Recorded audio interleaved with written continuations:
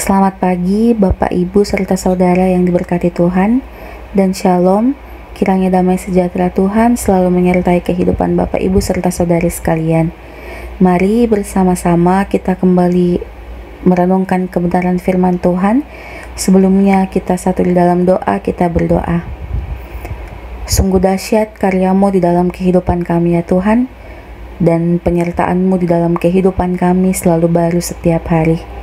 Mensyukuri rahmat penyertaan-Mu pada saat ini, kami kembali rindu disapa oleh kebenaran firman-Mu. Berikanlah kami kemampuan untuk mengerti setiap firman-Mu, dan kami juga dimampukan untuk menjadi pelaku di dalam kehidupan kami. Berfirmanlah ya Tuhan, karena kami telah siap untuk mendengarkan. Di dalam nama Tuhan Yesus firman yang hidup, kami sudah berdoa. Amin. Bapak, Ibu, serta saudara yang diberkati Tuhan, pembacaan kita saat ini terdapat dalam Amos pasalnya yang ketiga, ayatnya yang ke-9 hingga ayatnya yang ke-11, yang mengatakan, "Siarkanlah di dalam puri di Asyur dan di dalam puri di tanah Mesir, serta katakan, berkumpullah di gunung-gunung dekat Samaria, dan pandanglah kekacauan besar yang ada di tengah-tengahnya dan pemerasan yang ada di kota itu. Mereka tidak tahu berbuat jujur, demikianlah firman Tuhan. Mereka itu yang menimbun kekerasan dan aniaya di dalam purinya. Sebab itu, beginilah firman Tuhan Allah, musuh akan ada di sekeliling negeri, kekuatanmu akan ditanggalkannya daripadamu, dan purimu akan dijarahi." Bapak, Ibu, serta saudara yang diberkati Tuhan, judul renungan kita pada saat ini berjudul "Ketidakjujuran Membawa Ketidakteraturan". Di dalam kehidupannya, acap kali manusia sering melupakan pertolongan dari sesamanya. Kemudian muncul sebuah pertanyaan, bagaimana mungkin manusia mengingat pertolongan Tuhan yang tidak kelihatan, sedangkan pertolongan yang kelihatan dari orang-orang di sekitarnya saja dilupakan. Nabi Amos menceritakan keadaan umat yang melupakan pimpinan Tuhan dalam pembacaan kita saat ini. Tuhan telah membebaskan mereka dari serangan bangsa Amori yang terkenal dengan keperkasaannya. Kemudian bangsa yang terkenal dengan keperkasaannya ini diratakan dengan tanah oleh Allah. Tetapi umat lupa akan hal ini. Umat juga lupa bagaimana Allah memimpin mereka selama 40 tahun di padang gurun, memberikan mereka tiang awan dan tiang api untuk menemani perjalanan kehidupan mereka.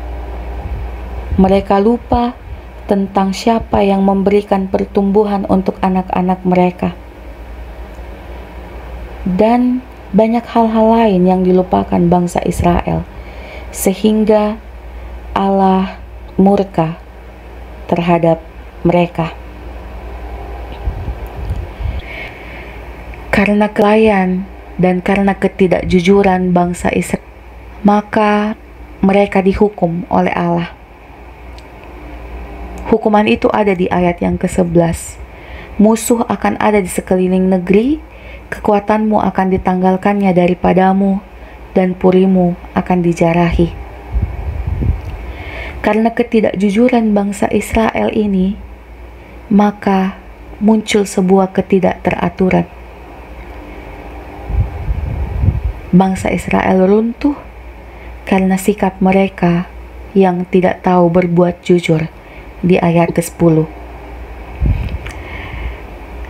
Apa ketidakjujuran? Apa bentuk ketidakjujuran bangsa Israel? Yaitu mereka menimbun kekerasan, dan mereka juga ternyata melakukan aniaya di dalam puri. Bapak, Ibu, serta saudara yang diberkati Tuhan, apa yang ingin disampaikan melalui firman Tuhan saat ini? Tetaplah jujur dalam setiap laku kita, di dalam segala perbuatan kita, di dalam kehidupan kita. Karena Tuhan tahu semua yang kita lakukan. Dan hargailah karya Tuhan yang telah diberikan dalam kita. di dalam berbagai bentuk. Nafas hidup yang masih dipercayakan kita saat ini pun merupakan salah satu bentuk pemberian Tuhan. Begitu pula matahari yang bersinar di luar sana, itu juga merupakan ciptaan Tuhan. Akal budi, Roh Kudus yang kita gunakan untuk berkarya sepanjang hari ini juga adalah pemberian Tuhan. Untuk itu, lakukanlah kejujuran. Jadikanlah jujur itu sebagai pedoman kita untuk melaksanakan kehidupan kita hari ini, agar segala kegiatan kita Tuhan berkati, dan kita boleh senantiasa menjadi berkat untuk orang-orang yang berada di sekitar kita. Jangan menunggu Tuhan menghukum kita, baru kita berseru kepada Dia dan melakukan kebenarannya. Kiranya Tuhan Yesus memberkati kita, menguatkan kita untuk melakukan firman-Nya. Kita berdoa. Allah Bapa kami di dalam kerajaan surga, kami mengucap syukur untuk kasih setia-Mu di dalam kehidupan kami, sehingga kami masih diperkenankan untuk mendengarkan kebenaran firman-Mu pada pagi hari ini. Kami tahu bahwa Tuhan akan senantiasa menuntun kami agar kami mampu untuk menjadi pelaku firman-Mu, khususnya di dalam kehidupan kami sepanjang hari ini. Kuasailah kami dengan akal budi-Mu agar kami mampu untuk berlaku jujur di dalam setiap pekerjaan dan kegiatan yang akan kami laksanakan sepanjang hari ini.